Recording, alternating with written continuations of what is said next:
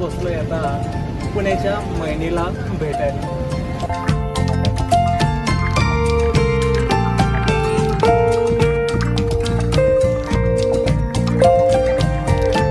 नाहीये तर ती मिसळ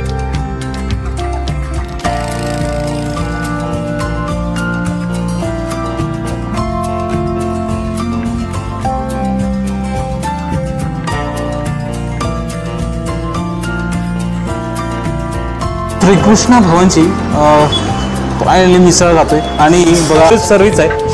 एक आहे इथं छानसा लालसर रस्सा आहे, इथे ताक आहे, इथे खरवस आहे, यांना 2 स्लाइस ब्रेड आहे आणि पुण्यामध्ये शक्यतोवर स्लाइस सोबतच मिसळ सर्व केली जाते।